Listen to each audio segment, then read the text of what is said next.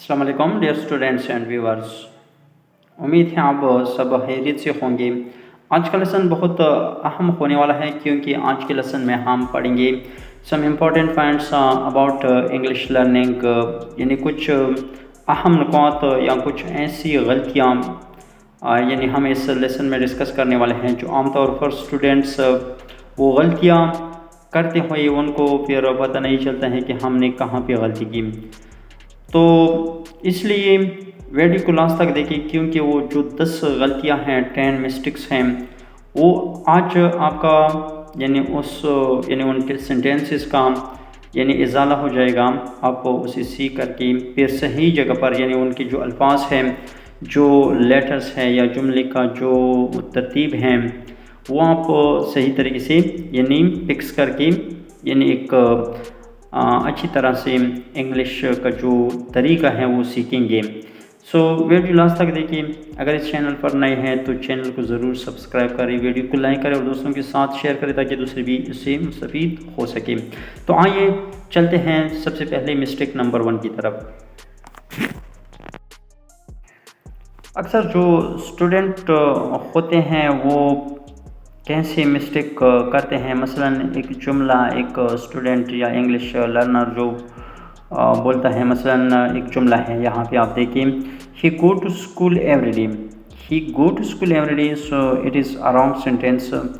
ये एक गलत जुमला है क्योंकि जब हम प्रेजेंट या सिंपल प्रेजेंट या प्रेजेंट इंडेफिनिट टेंस का जुमला लिखते हैं तो वर्ब की जो फर्स्ट फॉर्म है यानी ही शी एट और सिंगुलर नाउन के बाद हम उसमें यानी वर्ब की बेस फॉर्म में एस या ई एस का इजाफा करते हैं। He go to school every day, so it is a wrong, एक गलत जुमला है। He goes to school every day, मसलन एक जुमला है Aslam write a letter, it is a wrong sentence. You will say, आप क्या बोलेंगे, Aslam writes a letter, so it is a mistake number 1। यानी प्रेजेंट टेंस में जब हम एक जुमला इस्तेमाल करते हैं ही शी एट और सिंगुलर नाउन के साथ यानी उसका जो वर्ब है बेस फॉर्म उसके साथ हम क्या लिखेंगे, एस या एस का इजाफा करेंगे। सो it is a mistake number 1। अब मिस्टेक नंबर 2 देखिए। मिस्टेक नंबर 2 हम कैसे बयान करते हैं। She is very beautiful then her sister. एक जुमला है, she is very beautiful then her sister. अब देखिए, वेरी ब्यूटीफुल, ब्यूटीफुल ये एडजेक्टिव है यानी 3 सिलेबिक वर्ड है। For example 1 syllabic word, 2 syllabic word, 3 syllabic word. जब वो किसी वर्ड में यानी लफ्ज़ में सिलेबल ज़्यादा होते हैं एडजेक्टिव में, जब हम उसका कंपेरेटिव डिग्री बनाते हैं तो उससे पहले हम मोर लिखते हैं। She is very beautiful, it is wrong. She is more beautiful then her sister, it will B right sentence. यानी जो कंपैरिजन का जो कंपेरेटिव डिग्री है एडजेक्टिव का, उससे पहले मोर लिखा जाता है। वेरी की जगह अब यहाँ पे हम क्या लिखेंगे, she is very beautiful, it is wrong, एक गलत जुमला है। She is more beautiful then her sister, यानी वो अपनी बहन से ज़्यादा खूबसूरत है। मिस्टेक नंबर 3, मसलन एक जुमला है, ही डिड नॉट या he didn't went to the park yesterday. He didn't went to the park yesterday. It is a wrong sentence. Did is the second form of do.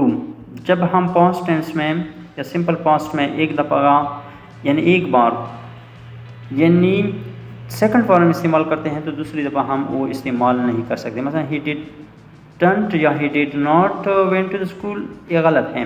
अब went का जो base form है, first form है, he did not go to the school yesterday. He did not go to the school yesterday. इसमें जो मुख्तलिफ़ किस्म के जुमले आ सकते हैं, मसलन शी डिड नॉट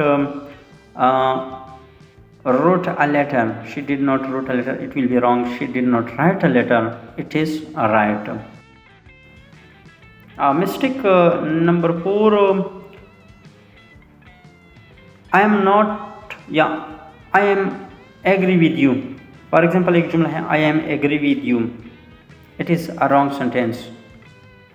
क्योंकि एम भी एक वर्ब है और एग्री भी एक वर्ब है, एग्री के साथ एम नहीं लेकर जाता है। I agree with you, it is a correct sentence. I agree with you, I am agree with you, it is a wrong sentence. Am की यहाँ पे कोई ज़रूरत नहीं है। मिस्टेक नंबर 5, मसलन एक जुमला है he married with her last year, he married with her last year. अब यहाँ पर विद को इस्तेमाल किया गया है क्योंकि ये जुमला गलत है। मैरिड यहाँ पर यानी मैरिड से पहले विद की ज़रूरत नहीं है। He married her last year, so it is a correct sentence. Mistake number 6, मसलन एक जुमला है I am having a car. I am having a car यानी हैविंग पोसेशन यानी जो असासा है वो ज़ाहिर करता है। सो पोसेशन से पहले एम की ज़रूरत नहीं पड़ती है। I have a car, it is a correct sentence. I am having a car यानी जो पोसेशन ज़ाहिर करता है उससे पहले एम की ज़रूरत नहीं पड़ती है। I have a car, I have a car, it is a right sentence. I am having a car, it is a wrong sentence. Mistake number 7, मसलन एक जुमला है she is my cousin sister.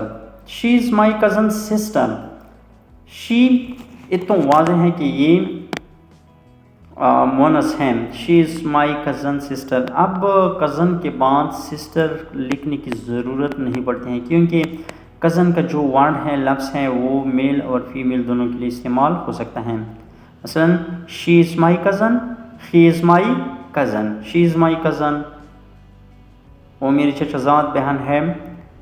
He is my cousin, वो मेरा चचाजाद भाई है। यानी cousin के बाद सिस्टर या ब्रदर लिखने की ज़रूरत नहीं पड़ती है। शी इज़ माई कज़न और ही इज़ माई कज़न। आप ऐसा नहीं बोल सकते हैं कि he is my cousin brother या she is my cousin sister. Only आप क्या बोलेंगे, शी इज़ माई कज़न और he is my cousin. Mistake number 8, for example एक जुमला है one of my friend is a doctor. आप ज़रा गौर से सुने दोबारा। One of my friend is a doctor. One of के बाद हमेशा प्लूरल इस्तेमाल होता है। One of my friend is a doctor, it is a wrong sentence. One of my friends is a doctor. Friends यानी प्लूरल आप इस्तेमाल करेंगे। वन ऑफ के बाद हमेशा प्लूरल को इस्तेमाल किया जाता है। One of my friends a doctor यानी आप सिंगुलर इस्तेमाल नहीं कर सकते हैं। मसलन one of my friend is a doctor, so it is wrong. One of my friends a doctor, one of my friends a doctor. Mistake number 9, मसलन एक जुमला है I prefer tea than coffee. Prefer के बाद हमेशा to इस्तेमाल होता है, देन इस्तेमाल नहीं होता है। I prefer to coffee, I prefer tea to coffee, so it is a wrong sentence. जैसे कि आप मसलन अगर आप बोलेंगे I prefer tea than coffee, I prefer tea to coffee, so it is a right sentence. यानी एक दुरुस्त जुमला बनेगा। I prefer tea to coffee, I prefer tea than coffee, it will be wrong. ये गलत होगा ये जुमला। इसी तरह आप कोशिश करें हर एक जुमला गौर से सुने, फिर उसके बाद मज़ीद जुमले आप बना सकते हैं यानी इस तर्ज। मिस्टेक नंबर 10, मसलन एक जुमला है he is more taller than me. He is more taller than me, जिस तरह यानी एडजेक्टिव में one syllabic words, two syllabic words या one syllabic adjective, two syllabic adjective, three syllabic adjective, जब सिलेबल उसमें ज़्यादा होते हैं तो उसके साथ मोर या मोस्ट इस्तेमाल किया जाता है। जब एक वन सिलेबिक वर्ड होता है, मसलन tall, it is only one syllabic word. Taller only ER का इजाफा किया जाता है कंपेरेटिव डिग्री में। He is taller than me, he is more taller. More अगर मोर लिखेंगे तो इट विल बी रॉन्ग। मसलन ब्यूटीफुल एक लफ्ज़ है, this flower is more beautiful than that flower, क्योंकि ब्यूटीफुल का जो लफ्ज़ है ये 3 सिलेबिक वर्ड है, इसलिए ये इसके साथ मोर या मोस्ट लेकर जाता है कंपैरेटिव डिग्री में और सुपरलेटिव डिग्री में।